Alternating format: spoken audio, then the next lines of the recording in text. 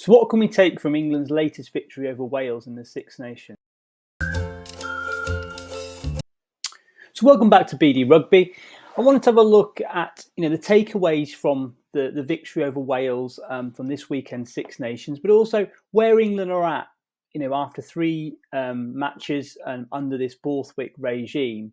And I sort of split again, like I've done in previous videos, I split it into sort of sandwich the negatives to try and focus on the positives. And the real thing that's come across for me from the three games is the fact that we are starting to see individual performances improve.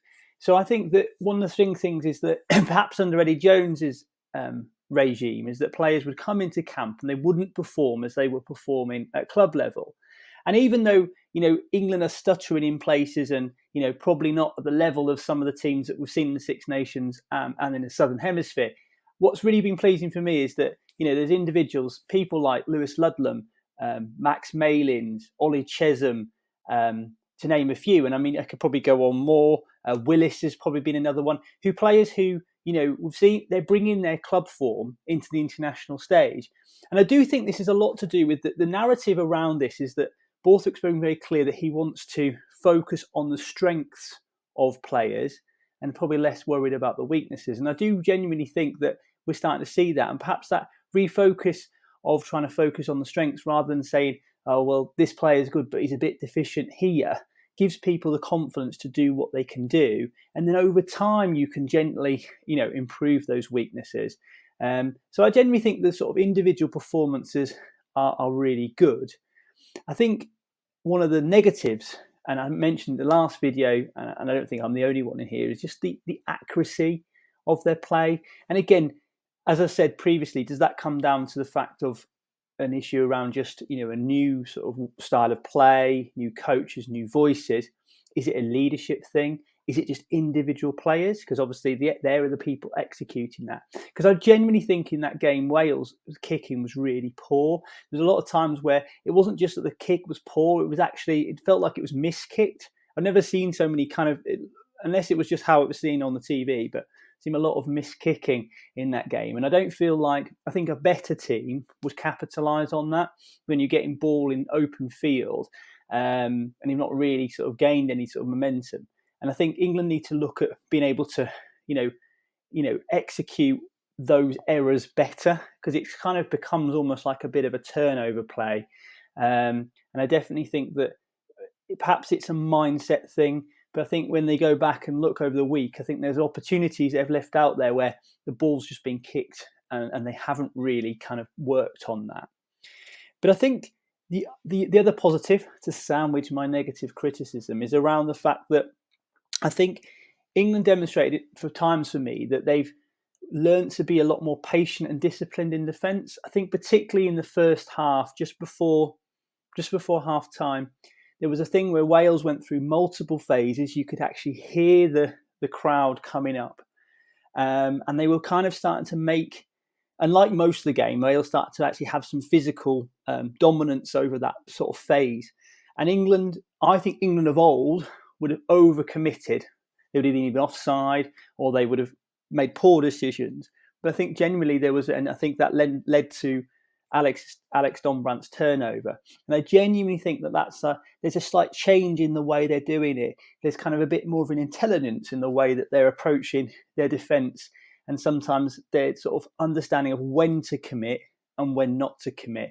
And I think, that it potentially looks like individuals have responsibility at certain points to have that to do with that jackal, but others are kind of told to, hold your line and be sensible about that. And I think that's definitely coming across. And I think, our penalty count, obviously it is contextual in the sense that Wales generally weren't performing very well. So they weren't stressing the England's defence. And perhaps we'll see how that kind of materialises in the next two games where, I think both France and Ireland will definitely put England under pressure and stress them. We'll see if that discipline and patience can come through, but signs are positive going through in terms of the game. So obviously got 2 weeks off again now, so England get some more time together, and I think that will just help those relationships and that sort of that kind of formation and match day 15 that we're sort of looking at. I think obviously we're coming up against the French team at Twickenham, but these are a French team that, about 12 months ago were the world beaters, still really there, although they're stuttering a little bit. But I think England have got to really look at, the obvious thing is the physicality. I mean, France bring a lot of that to the game, but I think it's more than just the game line physicality, which will be really important. But it's looking at, competing with them in terms of turnovers. Traditionally they're very much a team who look to, do compete out wide in terms of turnovers, so their centres and wingers do that. I think actually England have brought that to their game, and we saw some of that against Wales. So I think that'll be an interesting battle in that match. Obviously, the kick battle is really important. I mean, despite France being, brilliant with the ball in hand, they kick the ball a lot. They kick the ball with intelligence, and I think that's what England have got to respond. England have got to have a clear game plan about how they're going to play and kick. And I think, again, it comes down to that, similar to defence, it comes down to patience. It's what they're hoping to do is that someone gets the ball and gets a little bit kind of carried away and it breaks out of that style. And I think that England have got to ensure that, when they kick, when they kick, is kicking with purpose and with accuracy and not rushing that. And having a clarity around that will be really important going to this France game. And then I think the other thing, which I know a couple of other analysts have pointed out, is that France obviously are an exceptional offloading team. That's how I think they generate a lot of their quick ball, because they shift the point of contact. So being able to stop that offload is really important. So I think that England are going to have to, really emphasise the work off the ball, which, as I think I highlighted from the earlier videos, that was something that I'm still not sure they've got. In the Wales, it wasn't as clear because Wales didn't really have the dominance or line breaks to sort of check that. And probably as a style, they're not looking for the offloading. But definitely Ireland looked at this. And I think that Scotland perhaps got caught a little bit yesterday where they weren't looking for that, preventing that offloading. And I think France then generated a little bit more front foot ball because of it. So I think England it's a difficulty because you maybe then have to commit an extra man to that tackle, but it could well stop, either the ball becoming very quickly available and then shipped on, or obviously that play then materialising into, to a try effectively. So I think there's some things that England need to look at. So they need to look at themselves, but obviously make little adaptations. And I do think this England team have been quite good at that, rather than in the Jones era, which was almost literally change your style entirely. It feels like there's a building style around England and shape, but then equally there's little tweaks, which I think we saw a little bit more kicking against Italy to try and pin them back. But then against Wales, we looked to spread the ball a bit wider.